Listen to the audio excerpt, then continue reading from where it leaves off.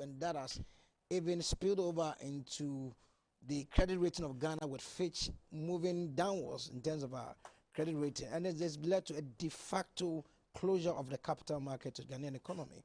And with me to do that is Eric Cheva for Investment Consultant. Eric, you're welcome. Thank you, sir. Great to have you. Nice to meet you here at your studio. Great. Now, the policy rate has been maintained at 14.5%. In your view, and look at inflationary pressures, not only in Ghana, across the world, what is it that the Bank of Ghana want to achieve by this move? Well, Bishop, it's such a great question that you've asked.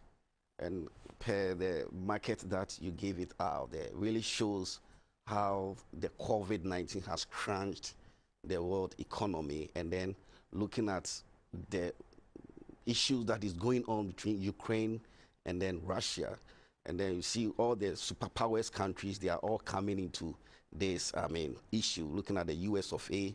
Chinese are backing the Russians, and then the European Union too are also backing the US and that of the Ukraine. And you see that in Russia, they, when thought of the crude oil, gases and other stuff, they are the main giant when it comes to all these things. And these are some of the commodities that facilitates and helps the economy to move on. Per what we said concerning about Ghana, our policy rate. Well, some of us, we will say that looking at the kind of system that we have, or the situation that the country is in now, some of us, we will say it's in the right direction. Why am I saying it? You know, in economy, we have three main kinds of economy that every country needs to make sure that you govern, especially when you are an emerging economy or frontier economy like Ghana. You are expected to practice what we call the Thessalonian economy, or what you call the Leonism economy. And then if you look at 2017, when the NPP government took over, they started running an economy of what you call the Keynesian system of economy. And then when you talk of Keynesian system of economy, that is whereby the expenditure of the government spends much more for the economy or for the citizenry, that is including social interventions, programs, policies, and other things. You know, it's where the government think about the citizenry. That is when you practice what we call the Keynesian economy. And if you look at after the Second World War, when the white man wanted to restart economy and build it and finish it well, they started what we call the Thessalonian economy. That is whereby you tell the citizens that we only have a country, and then the country that we have, we all need to come on this, tighten our belt, and then any other thing for us to build our economy. So they introduce a whole lot of taxes. And if you look at by 1980, within a period of about 40 years, the European has covered up all the difficulties that they did encounter. Then that they started introducing so many policies and social interventions. When you go to Germany or Austria, they call what we call the Familie Beihilfen, the Kinderbeihilfen, the Wohnungsbeihilfen, and a whole lot of things. You go to Italy, they have what we call the Aiuto Bambisi, Easy, Assegno di Familiare. All these things are social intervention. When you come to Ghana, we did have free SHS. We also have the school feeding program. We also have planting for food and jobs, one district, one factory, health insurance. All these things are social intervention. But if you're looking at in 2019, the economy was at its peak. In the economy, because something what we call a buoyancy economy, that you could see that we had a very single-digit inflation. Policy rate comparatively from 2016 to 2019 was 25.25% to 13.5%, which is quite a significantly. I would say that it's reduced by 100%. Of which some of us, we did say that this government has done so much well for the economy. But being introduced that Keynesian system of economy, some of us were a bit skeptical, because we used to say, hey, this government those in our can language, because the kind of things that they were doing, I mean, is beyond imaginations. You ask yourself, where did they get all this money to run all these social interventions programs? So looking at your question, per the policy rate, Ghana, we are facing liquidity crisis. We are facing liquidity crisis. And as at now, you know, our debt to GDP now, and per what 78.4%. 78.4%. In fact, even the first solution, they even came out to say that 80%, yes, yeah.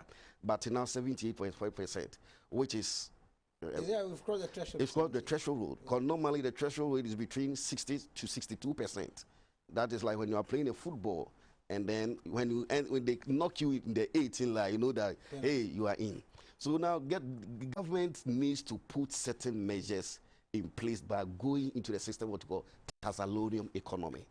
So that's a sort, we all need to embrace it. It happened in 1932 when Franklin D. Roosevelt took over from Herbert Hoover when America was under Great Depression. At the end, people were even forcing to go and sleep at the prisons in cells. Why? Because Bishop couldn't afford to pay his utility bills. Chamber, for as I'm sitting here, I wouldn't be able to afford to pay my rent. The only alternative for me to go to maybe is one prison or any other prison there, of course, you have 3 square meal. That was what is going on there. But D. Roosevelt said, yes, we can, and we'll be able to build America. By 1940, he has built America. So I believe that Ghana, with the so to you, the policy rate should be maintained? It should be maintained. So if I'm a private sector person, how would that impact on my business? Well, private sector impactation on your business, for me, I would say that comparatively, because in economy, when you are doing analysis, we call what we call the lagging, you have what we call lagging, coincidence, and then the real. So you ask yourself, where were we? Where are we now? And where are we going? At first, what was the policy rate? 5.5%. Now it has reduced to 14.5%.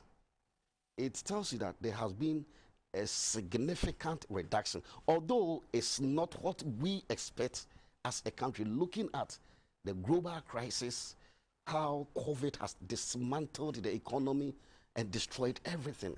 We were expecting that at least we will get a single policy rate.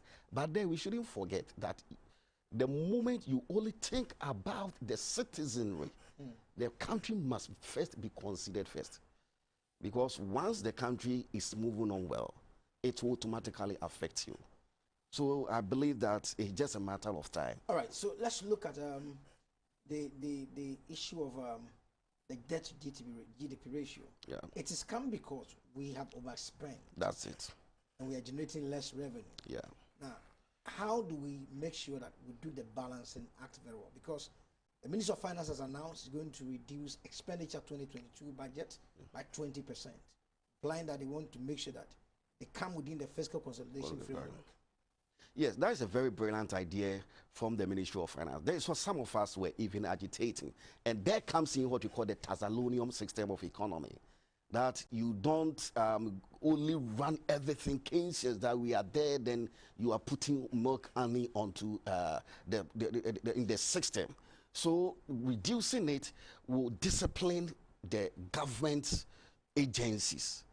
And then you could also see that there is going to be a massive checks on what we call it in every business, and everybody should take a note. Coming to Ghana, this is what I've also observed, that every dying business, when you lack what we call the compliance, monitoring and evaluation, and audit, these are the main 3 components that every institution, businesses should comply with: compliance, auditing, and monitoring and evaluation. So when reducing the 20%, it will automatically force the Ministry of Finance to act on these 3 principles. And once it's done, my brother, Ghana will take back its shape.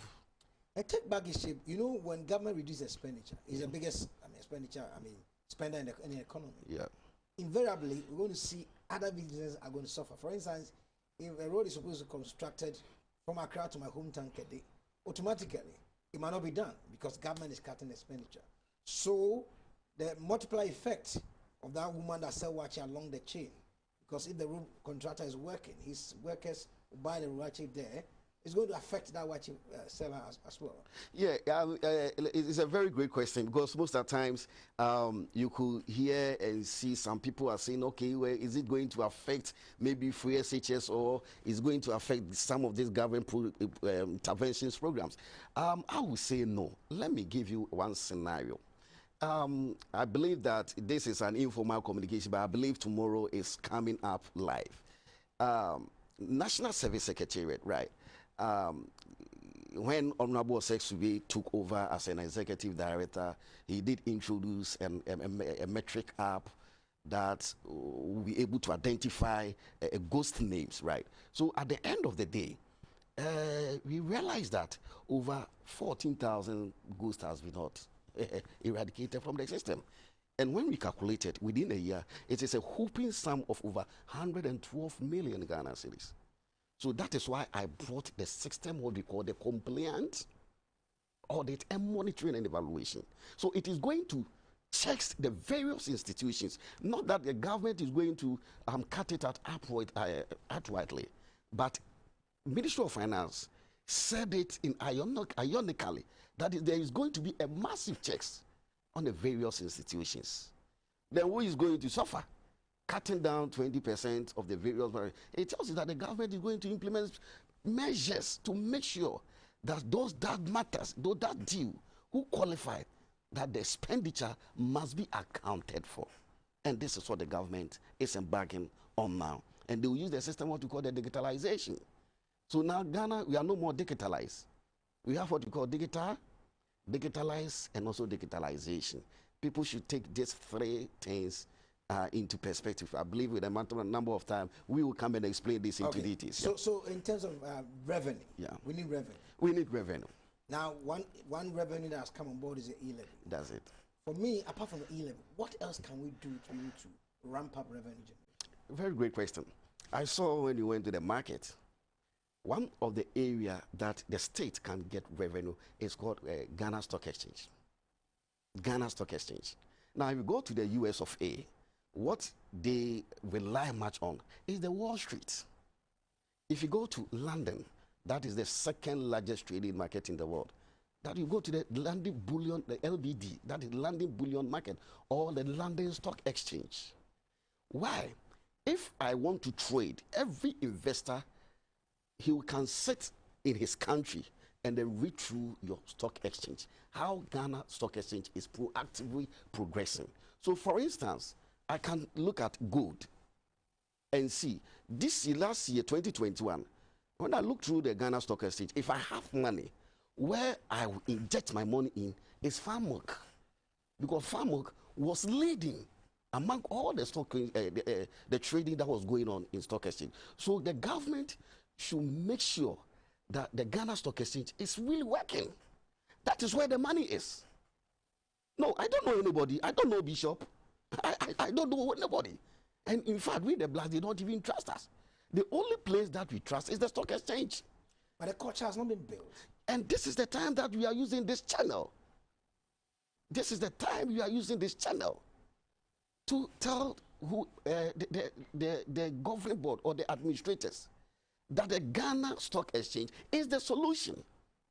Once you have the Ghana Stock Exchange, even when you have GBC on the Ghana Stock Exchange, when they see that, I mean, your subscribers at the rate of your revenue, I believe, you know, this is a non-governmental revenue, but I believe there is no revenues are being generated. Oh, well, okay, Eric, I'm in Europe, I have money on me. Looking at Ghana Stock Exchange, wow, GBC is very, I mean, a reputable institution. When I put my resources in, I'm going to get the returns. Then you call all the necessaries, those in charge of it, that I want to come and invest. That is the power of stock exchange. Now, let me put in this. We have so many stock. Eric, you know what? I think we have so much to talk about. All right. We have to look at it again because talking about revenue is the crux of the matter. That's it. So we wrap up from today. Okay. And then you come back, God willing, next week. All right. And great. we look at the revenue aspect. Okay. Making sure that we spread our tentacles and All get right. more revenue. All right. So this is how we wrap up on market analytics today. My guest has been Eric Che Barfor, investment consultant. God willing, we come here tomorrow. Shalom.